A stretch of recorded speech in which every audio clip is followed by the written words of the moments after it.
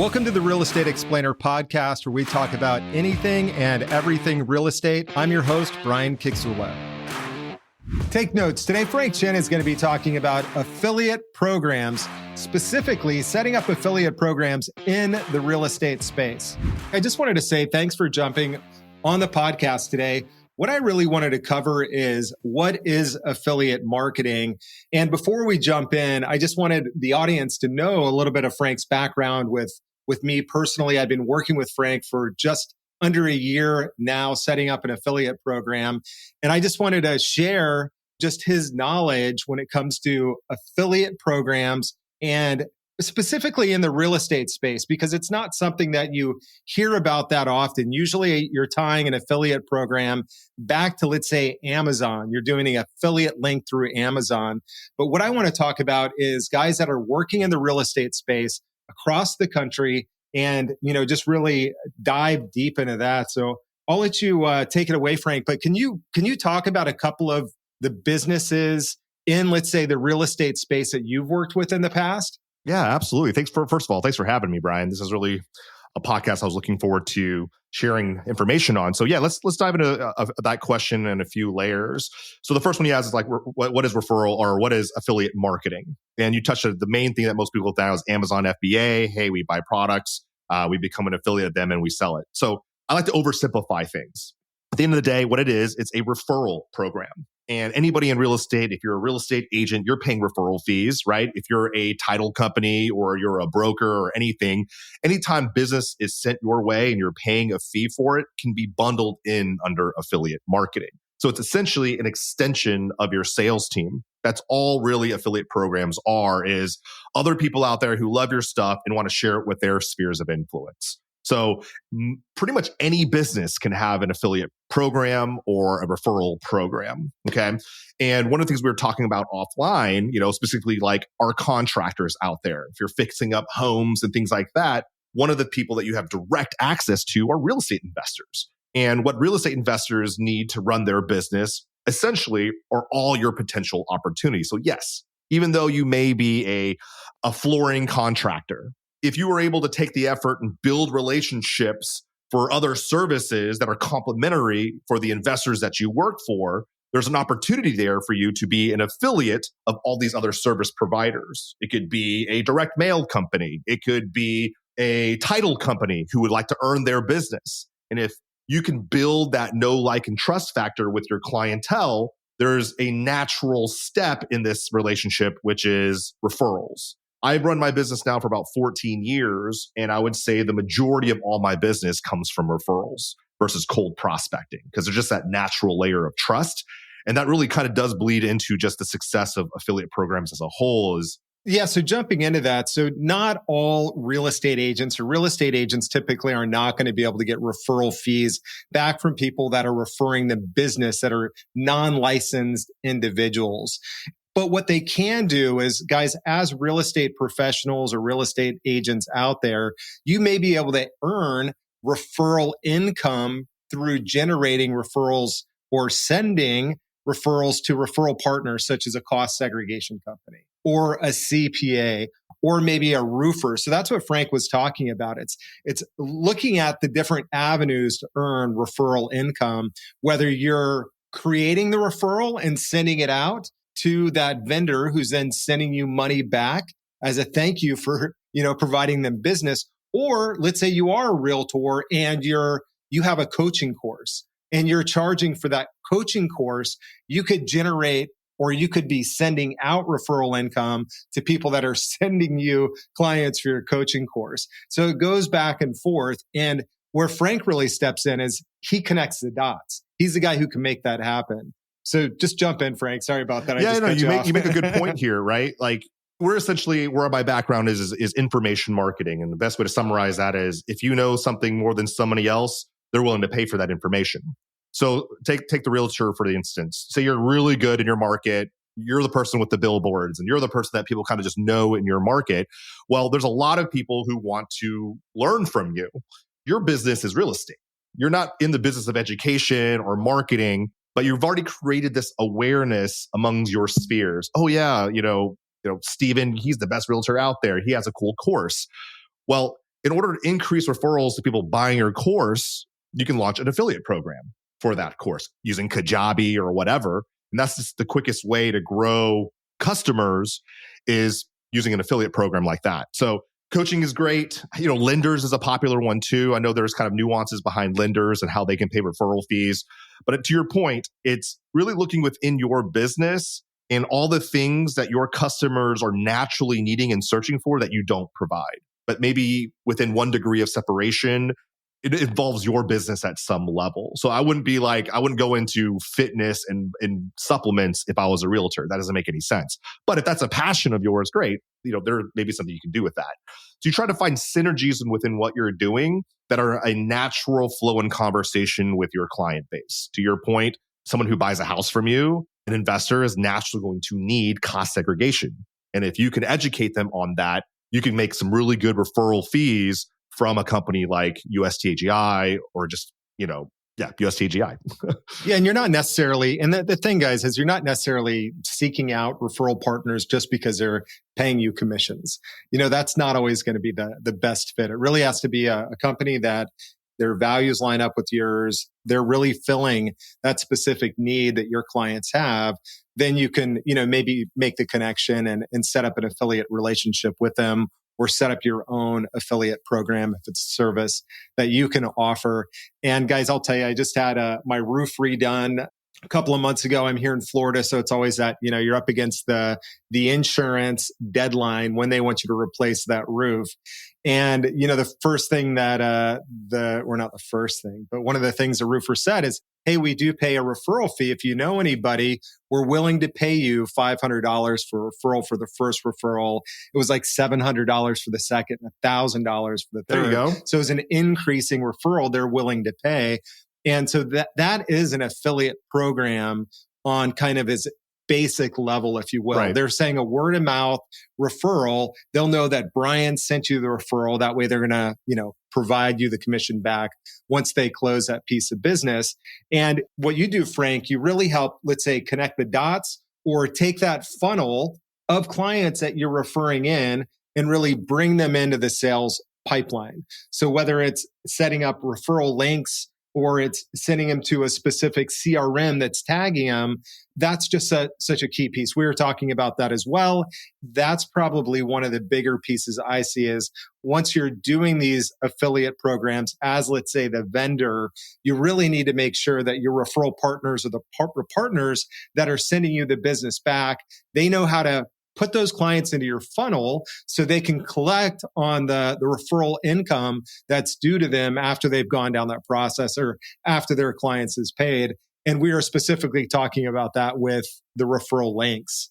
So what guidance can you give or best practices when you're working with potential clients that you're sending over as a referral to use a company? How do you send them down that path on let's say a consistent basis so that you're getting paid once they move forward and take advantage of whatever the service was? Hey, that's a great question. Yeah, I think one of the largest challenges when launching any type of affiliate program is the onboarding process. I think there is a underlying misconception that when you launch an affiliate program, your partners automatically know what to do. And in most cases, your best affiliates are mom and pops.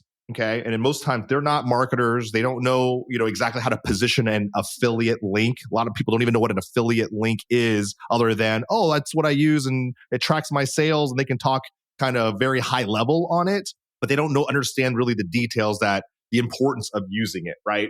Just by talking about USTAGI and dropping your affiliate link in an email to a referral, it doesn't guarantee that you're going to get that commission. So one of the most important things I tell clients at a get-go is, what does your onboarding process look like? Is there a clear path from when they sign up to instructions to how they should use their link, all the different ways they can use their link? I know for you guys specifically, we have a training video that I created. I was like, hey, but the challenge is how many people are actually watching it.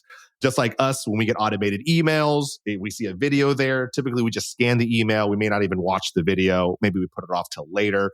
So there's always going to be that ongoing challenge. But we talked about this too, Brian, is having a dedicated person who speaks to your affiliates on a regular basis, maybe provides weekly training, And it is more resource heavy in the beginning, but like all things, you're training your affiliates on how to do this properly. And I think it always begins at the start. What I've noticed with a lot of other people's affiliate programs is look at a whole bunch of people signing up, but very few people make up the majority of the referrals. So what I help them do is how do we re-engage the other majority of people? And what it comes down to is proper communication, right? It's consistency. I always tell people affiliate programs are very similar to sales funnels. It takes multiple touch points, sometimes 30, 60, 90 days to re-loop in a lead to eventually say yes to your product or service. Affiliate marketing is very similar to that. They get very excited in the beginning. Oh, I can make commissions with you guys. But then they realize, oh, there's training. I have to go through these things. Oh, I'll put this off until later. And then they start getting emails from us like, oh, affiliate A received a check for $7,000. Oh, our affiliates, we paid out over $100K in the last 3 months. And we create that FOMO through marketing. And that's similar to sales, right? Oh, our leads here, we like USDA, we just helped, 5 of our clients save $100,000 in taxes. We kind of use these marketing tactics to pull people back into the funnel per se.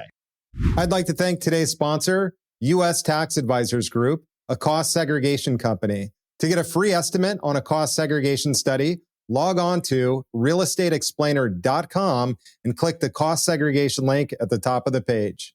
I think the best way to think of an affiliate program is it is just like a sales program. So the guys that are referring into the affiliate program are really your sales staff. They're an outreach of what you're doing, what your sales force is already doing. These are going to be salespeople that don't work for you, and you want them to have the tools to put, their best foot forward to send the information back. So I think what you just said was key. It's like making sure that these salespeople or these referral partners that you have the knowledge and, they have the clear call to actions and steps to take when they want to send a referral back to you. So I think that's just a great thing, is you do have to really pull them back in.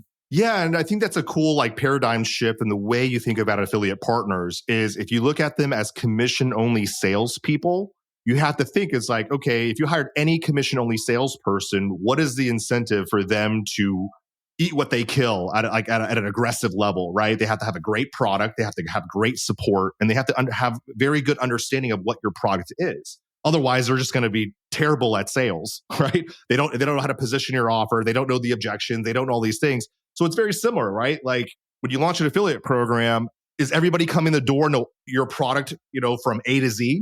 My guess is no, right? Probably not, no. If they're using a software of yours or a service of yours, they're only going to know what they've touched so far. And just like USTAGI, you guys have a variety of services. It's not just your modeling studies that you have detailed engineering reports you do. You have the 45L energy credit. You have so many other things. But when someone comes into your affiliate program, they're just like, oh, cost seg, because they saved me money. That's typically what they know. And what's interesting is when you empower these people with more knowledge and information, again, they they're at their local RIA clubs being like, yeah, dude, did you guys ever heard about the 45L? Dude, Steven, you definitely need to hit up USTAGI because they have these other 2 things. I think you have 3 or 4 properties that this may fit for. Brian didn't even have to talk to a single person. And all we did is train our affiliates at a base level. And what's really cool is that this continues to stack and stack. And you're really building an affiliate army at that point. And that's what's really exciting about that. So with that too, so the accounting piece, I feel like might be a nightmare. And I'm sure a lot of people are thinking this too, especially if they're small business owners. So when you're looking at saying, okay, you can join my affiliate program, do you recommend saying, hey, everybody can join the affiliate program? And then maybe you weed them out over a period of time if they're not producing, meaning you have them re-sign up, let's say at the end of, 6 months, 12 months, just to see where they're at. Meaning if they haven't sent you any transactions, maybe cut them off so that they're not part of it. Do you recommend that, or you just recommend bringing on everybody and continuing to nurture them just as you move forward with your program? Really good question. And what I've always defaulted to is I will never turn away a sales for commission only salesperson, right? If they're out there and they want to create business for me, awesome. If they don't, I don't really lose anything. The only time it is a waste of our time is if the setup of it takes a lot of our resource. We have to create dedicated landing pages. We have to record videos with them, but not all affiliates fit into that box. Sure. But it doesn't mean that we won't be able to re-engage them in the near future or as we kind of develop our affiliate program more and more to cater more to the other 95% of people who aren't really doing anything. it's just like an email list. We want to build it, right? We don't want to turn away people and create so many roadblocks or hoops they have to jump through just to be a part of our program. There is a place for that, but I would say on the grand scheme of things is those who are willing to do more for your product or service will reveal themselves, right? And you naturally want to dedicate more of your resources to those kind of action takers, the more higher quality affiliates, let's call them that. No, I totally get it, because what you're saying is they absolutely bring on everybody into the platform. It's not taking you any additional work to have them part of your email list. And they've already expressed, the interest in promoting your product, but you are going to have these rock star influencers or affiliates that are going to promote you. When they promote you, they're promoting you to not necessarily, it doesn't have to be a huge audience. It just has to be a really targeted audience. And then they're generating more leads back to you. And you're not going to know that until you give them a chance. So I think that, that's something that I didn't think about, because from my point of view, I'm like, what a pain in the ass. I don't want to have to deal with, hundreds of people or thousands of people. But really what you're saying is you're not. They're just part of your email list that, is saying, hey, you're part of the program, promote us when you're ready to promote us. And then those guys that are really going to be the rock stars or stand out, then they'll stand out. I mean, I've been in masterminds with you, Frank, and, I know guys in the mastermind literally generate hundreds of thousands of dollars in revenue from affiliate programs that they're marketing to their list on a monthly basis. And that just blows my mind that these guys really have that much influence. And it's not even always off. Like I was saying, it's not these huge lists. There's not like hundreds of thousands of people that they're sending it to. They just have a captive audience who's literally going to, follow the advice or the direction that they provide. And, that's what happens. And they end up taking advantage of the individual services that the owners provide. So yeah, very interesting. One of the questions I always get, or from people, and we've even discussed this at the beginning of our engagement, was well, people are sending us business already, and we're not even paying them. Why would we start paying them? And that was me. I said that. Why in the world would we want to pay them? Yeah, like we're already getting this business already. And the way I simplify this for people is when you pay someone for referrals, very rarely, if ever, do they get turned off by that. Meaning, oh my gosh, I'm going to not send you referrals because you're giving me money. It's usually the opposite of, right? They're going to send you more business because it's more top of mind. And one of the other questions people ask me is like, well, cookies, Frank. Well, I sent you a referral now, but it took my sales team 6 months to close this. Why would I pay an affiliate for that referral 6 months later? There's two reasons. One, that was never your lead to begin with. That's how you should look at that lead.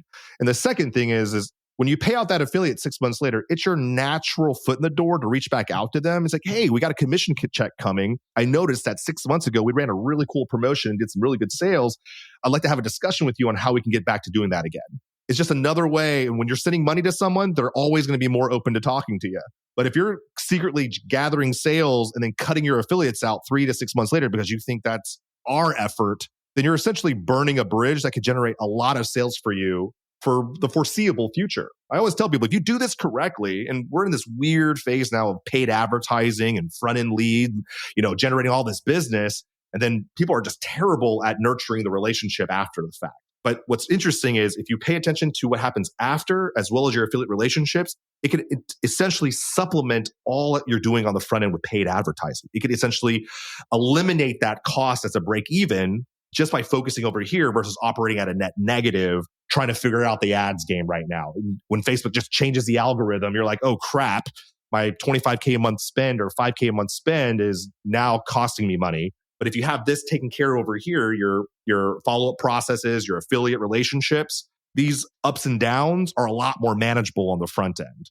And the other piece of that, that I want to ask is once you have that lead come in, let's say that they do a deal with you today, and then they come back a year later, 12 months later, and do another one with you.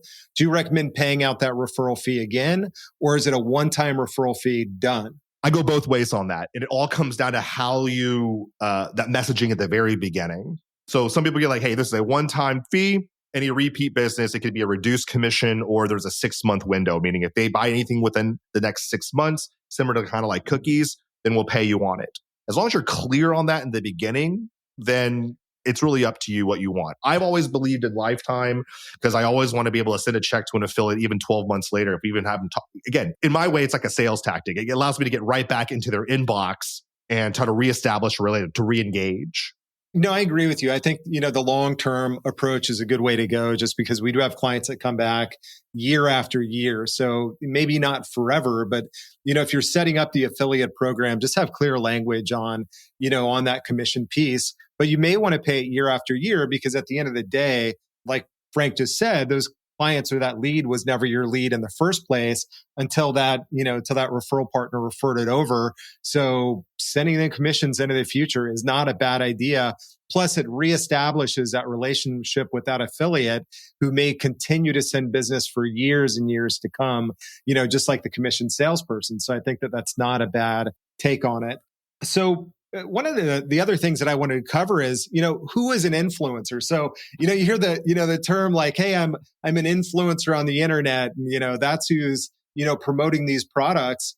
And, I'll answer my own question, but I'll ask you as well. So my thought is, guys, if you're in any position where you're driving or directing business, whether it's the real estate agent that, teaches team meetings on the weekends to investors or to other real estate agents, or if you're an investor yourself and you've got a RIA or a local real estate investment group that you're part of, then, you certainly have an audience that you can, and I don't want to say influence because you're not necessarily influencing these guys to do anything. You're just promoting a product that you know, like, and trust yourself. So I'd really open it up and say just about anybody can tap into their market and promote products and potentially earn, income back. And I know I answered my own question, but I'll let you jump in there, Frank. Yeah, we could dive into even like a more specific example, right? Some people are like, well, I don't have, 100,000 subscribers or followers on Instagram. And I'm like, well, if you did, great. You'd be a great referral partner, right? For any type of software. But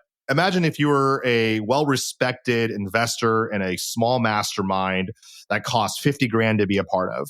Every year, 50 grand. These are high level investors doing 50 to 100 deals a year. And there is a service that speaks directly to that avatar. You would be 10 times more valuable than a person with 100K followers with info seekers. These are the people who are, I'm curious about real estate, but they don't do anything.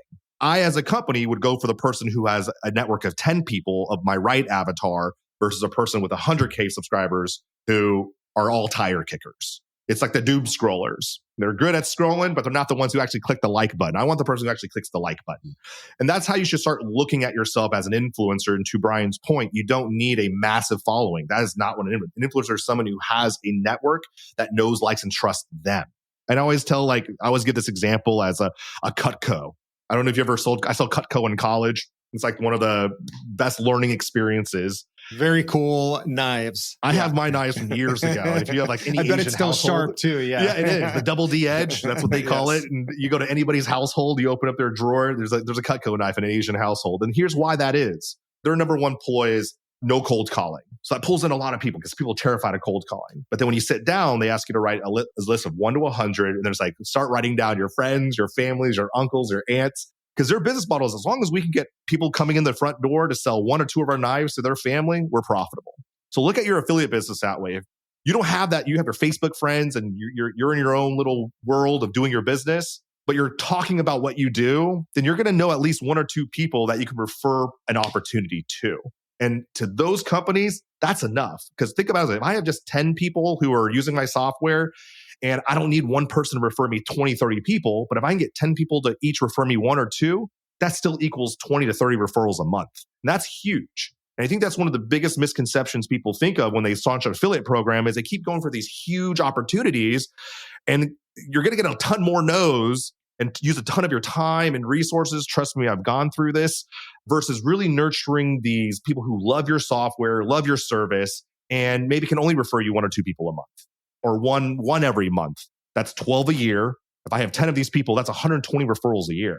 Just think about that, the numbers. So really broaden your mindset of who you're really focusing on when you're launching a referral program. Some of your best people are the small fries. In my experience, that's the ones I love the most because they're so much easier to nurture. They're the ones who love your product, love your service. They're your brand ambassadors, not these big people who don't really know your product And they're the ones who try to sell your service, but don't really do a good job unless you give them a script. It's really hard.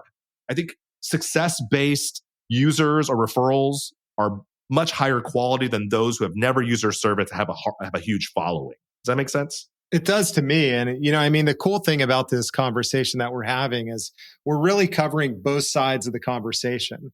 We're, looking at it strictly from the business owner, or not strictly. We're looking at it from the business owner's perspective, like who would be good referral partners. And then we're also looking at it from the consumer's perspective. What products do I know, like, and trust that I can refer business back to? So, it's that same thing. And you don't have to be Amazon to take advantage of this and really win. And, we're seeing more and more different programs are offering affiliate products or affiliate type relationships. I just signed up for Superhuman. It's an AI-based email provider, and now it's got a tag on the bottom of my signature line. They're putting it there for me. I didn't even have to sign up. And if someone signs up to Superhuman, then I get a month free.